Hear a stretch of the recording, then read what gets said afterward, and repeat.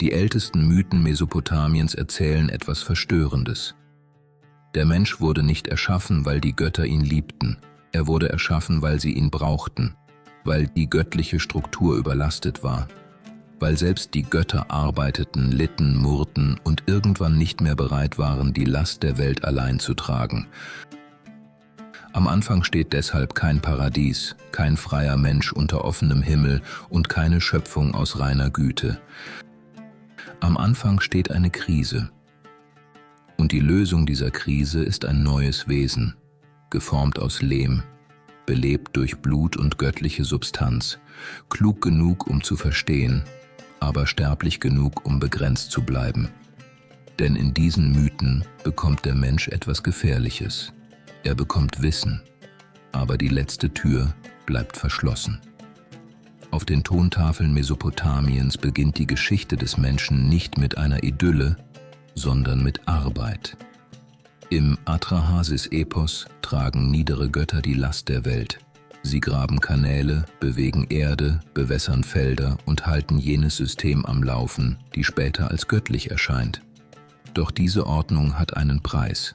Sie funktioniert nur, solange jemand ihre Last trägt.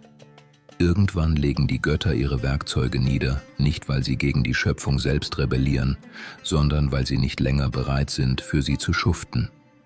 Das ist der eigentliche Schock dieser Erzählung. Nicht Menschen rebellieren gegen Götter. Götter rebellieren gegen Arbeit. Und genau an diesem Punkt entsteht der Mensch. Nicht als Herrscher über die Welt, nicht als Krone einer vollkommenen Schöpfung und auch nicht als freies Wesen, das einfach in die Weite des Daseins entlassen wird. Er entsteht als Ersatz, als ein Wesen, das übernehmen soll, was die Götter nicht länger tragen wollen. Er muss stark genug sein, um zu arbeiten, verständig genug, um Anweisungen zu folgen und sterblich genug, um niemals selbst zu einer unkontrollierbaren Macht zu werden. Hier liegt der erste Bruch. Denn der Mensch wird nicht in eine freie Welt hineingestellt. Er wird in eine Funktion eingesetzt. Er betritt eine Ordnung, die schon vor ihm existierte, und von Anfang an besteht seine Aufgabe darin, diese Ordnung zu tragen. Dass der Mensch aus Lehm geformt wird, ist in diesen Mythen kein beiläufiges Bild. Lehm ist ein gefährlich passendes Material für den Menschen. Er lässt sich formen, beschreiben und brechen. Solange er feucht ist, lässt er sich kneten, glätten, eindrücken und verwandeln. Sobald er gebrannt ist, bewahrt er jede Spur, jede Linie und jedes Zeichen. Aus Lehm entstehen Mauern, Gefäße, Siegel und Tontafeln. In einer Kultur, die ihr Wissen in Ton schrieb, ist es auffällig, dass auch der Mensch aus einem verwandten Stoff gedacht wird. Er ist formbar, beschreibbar und verletzlich, aber er ist nicht leer. Denn im Mythos kommt zu dieser Erde etwas hinzu, das den Menschen aus der bloßen Materie heraushebt. Blut, Geist, ein göttlicher Anteil. Dadurch entsteht kein Tier, aber auch kein Gott. Es entsteht ein Zwischenwesen, unten gebunden an Erde und Sterblichkeit, oben berührt von einem Funken, der es erkennen lässt. Und genau darin liegt die eigentliche Spannung. Ein Wesen aus Lehm kann gehorchen, aber ein Wesen mit göttlichem Anteil beginnt irgendwann zu verstehen, was es tut, wem es dient und welche Grenze ihm gesetzt wurde. Sobald Erkenntnis in den Lehm fällt, verändert sich die Ordnung. Nicht sofort, nicht sichtbar, aber unumkehrbar. Diese Spannung wird in der Gestalt Adapas besonders deutlich. Adapa ist keine gewöhnliche Figur, sondern ein Mensch von außergewöhnlicher Weisheit, einer, der Rituale, Sprache, die göttliche Struktur und die Regeln zwischen Himmel und Erde kennt. Sein Gott Ea gibt ihm Weisheit, aber nicht ewiges Leben. Dieser Satz ist der Mittelpunkt des ganzen Musters, denn er trennt zwei Dinge, die wir oft miteinander verwechseln: Erkenntnis und Erlösung. Adapa darf wissen, aber er darf nicht unsterblich werden. In der Erzählung fährt er hinaus aufs Wasser und als der Südwind sein Boot kippt, spricht Adapa einen Fluch aus, der den Wind selbst verletzt. Ein Mensch greift in eine kosmische Kraft ein, nicht mit einem Schwert, nicht mit einer Armee, sondern mit Sprache, Wissen und Wirksamkeit. Genau das macht ihn gefährlich. Er ist nicht mehr nur ein Arbeiter der Ordnung. Er ist ein Wesen, das beginnen kann, die Ordnung zu beeinflussen. Darum wird Adapa vor Anu gerufen, den Gott des Himmels. Bevor er hinaufsteigt, warnt Ea ihn davor, im Himmel etwas zu essen oder zu trinken. Und dann steht Adapa vor der höchsten Schwelle. Ihm werden Brot und Wasser des Lebens angeboten. Doch er nimmt sie nicht. Er gehorcht der Warnung. Und gerade durch diesen Gehorsam bleibt er sterblich. Das ist kein kleiner Moment innerhalb einer alten Erzählung. Es ist die verschlossene Tür im Zentrum des Mythos.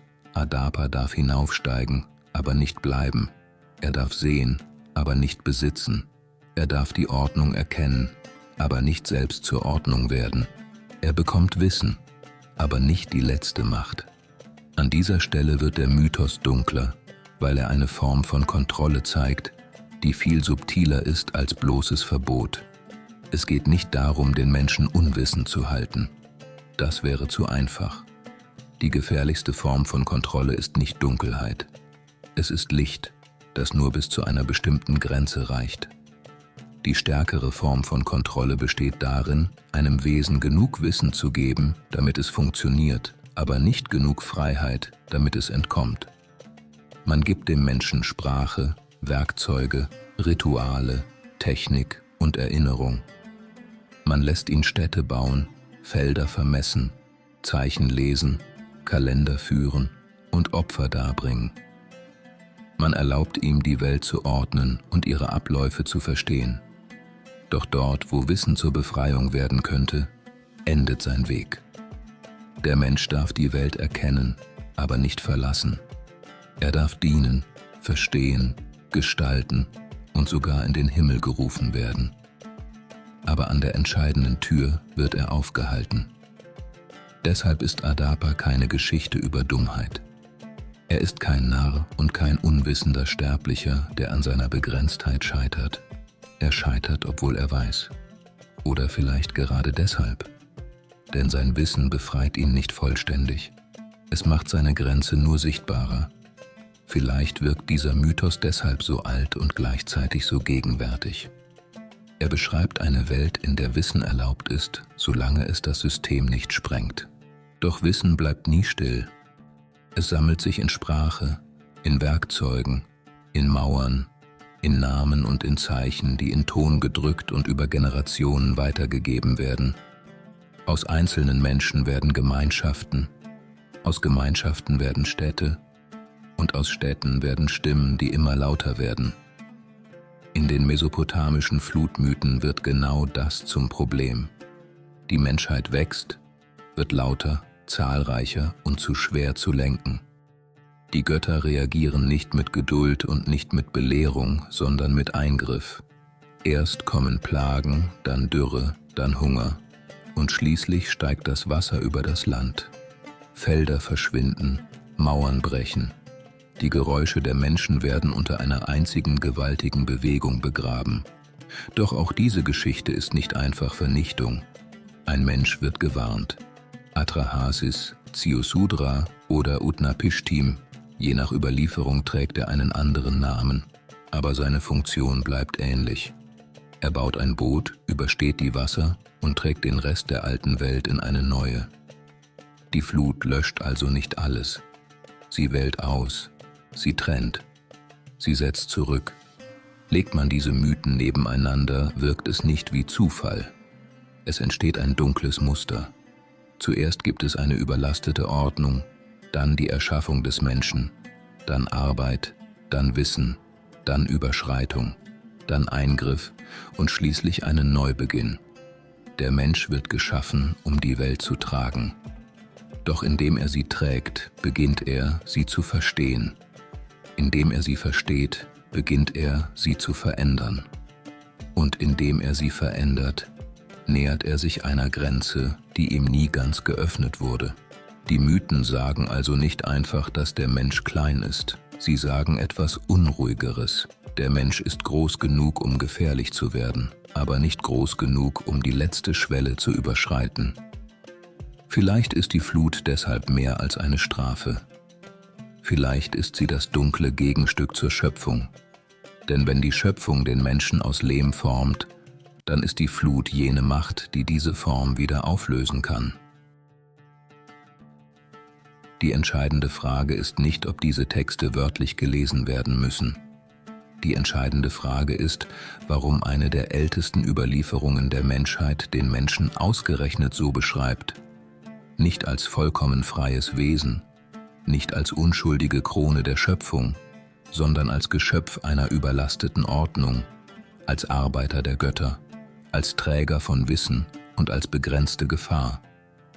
Vielleicht erzählen diese Mythen nicht nur, woher wir kommen. Vielleicht erzählen sie, was Macht mit einem Wesen macht, das klug genug ist, die Welt zu verstehen, aber nicht frei genug, sie zu verlassen. Der Mensch wurde aus Lehm geformt. Aber das Problem begann mit dem Funken darin. Wenn du weiter unter die Oberfläche alter Zeichen sehen willst, folge Schatten und Symbole. Denn manchmal liegt das Dunkelste nicht in dem, was verborgen wurde, sondern in dem, was offen auf den Tafeln steht.